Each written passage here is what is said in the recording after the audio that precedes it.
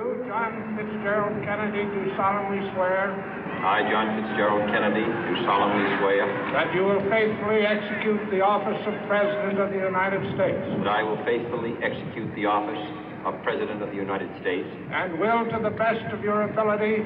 And will, to the best of my ability. Preserve, protect, and defend the Constitution of the United States. Preserve, protect, and defend the Constitution of the United States. So help you God. So help me God.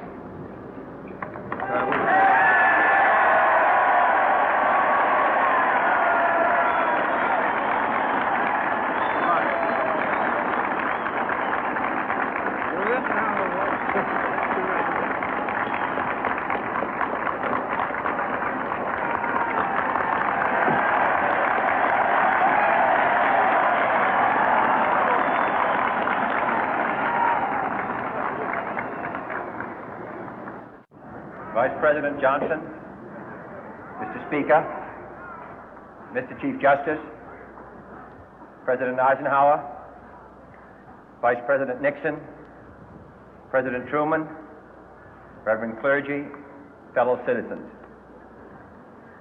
We observe today not a victory of party, but a celebration of freedom, symbolizing an end as well as a beginning, signifying renewal as well as change. For I have sworn before you and Almighty God the same solemn oath our forebears prescribed nearly a century and 3/4 ago.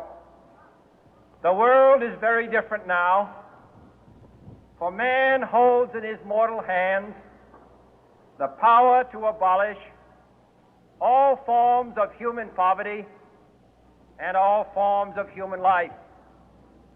And yet the same revolutionary beliefs for which our forebears fought are still at issue around the globe. The belief that the rights of man come not from the generosity of the state, but from the hand of God. We dare not forget today that we are the heirs of that first revolution.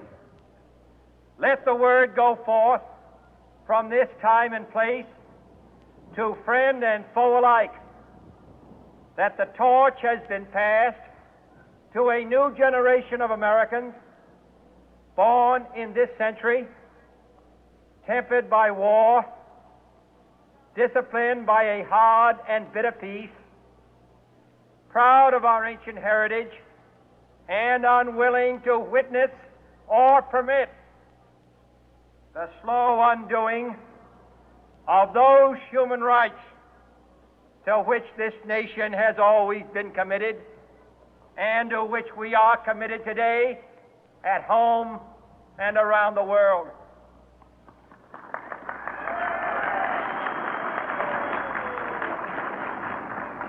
Let every nation know, whether it wishes us well or ill, that we shall pay any price, bear any burden, meet any hardship, support any friend, oppose any foe to assure the survival and the success of liberty.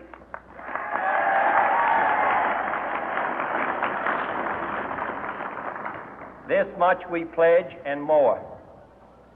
To those old allies whose cultural and spiritual origins we share, we pledge the loyalty of faithful friends. United, there is little we cannot do in a host of cooperative ventures. Divided, there is little we can do, for we dare not meet a powerful challenge at odds and split asunder. To those new states whom we welcome to the ranks of the free, we pledge our word that one form of colonial control shall not have passed away merely to be replaced by a far more iron tyranny. We shall not always expect to find them supporting our view, but we shall always hope to find them strongly supporting their own freedom, and to remember that in the past, those who foolishly sought power by riding the back of the tiger ended up inside.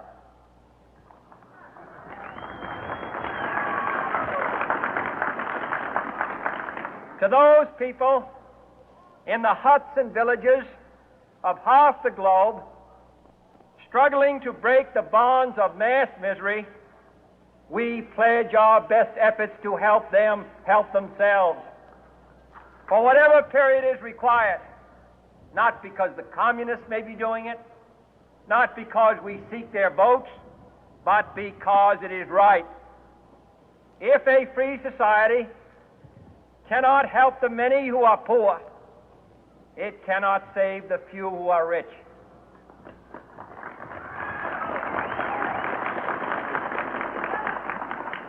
To our sister republics south of our border, we offer a special pledge to convert our good words into good deeds, in a new alliance for progress, to assist free men and free governments in casting off the chains of poverty.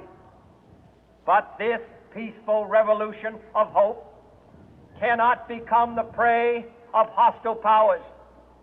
Let all our neighbors know that we shall join with them to oppose aggression or subversion anywhere in the Americas.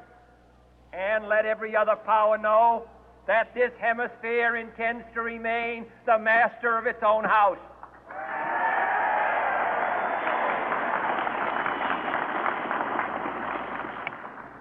To that World Assembly of Sovereign States, the United Nations, our last best hope, in an age where the instruments of war have far outpaced the instruments of peace, we renew our pledge of support to prevent it from becoming merely a forum for invective, to strengthen its shield of the new and the weak, and to enlarge the area in which its writ may run. Finally, to those nations who would make themselves our adversary, we offer not a pledge, but a request that both sides begin anew the quest for peace. Before the dark powers of destruction, unleashed by science, engulf all humanity in planned or accidental self-destruction, we dare not tempt them with weakness, for only when our arms are sufficient beyond doubt can we be certain beyond doubt that they will never be employed.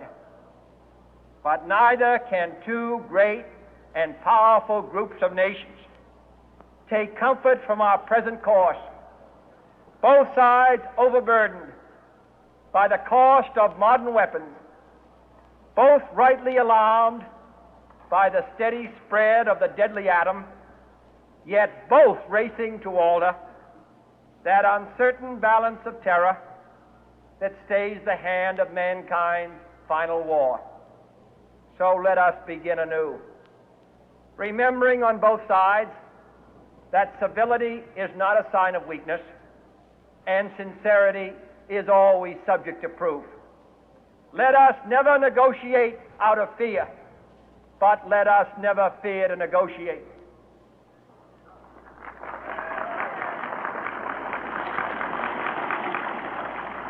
Let both sides explore what problems unite us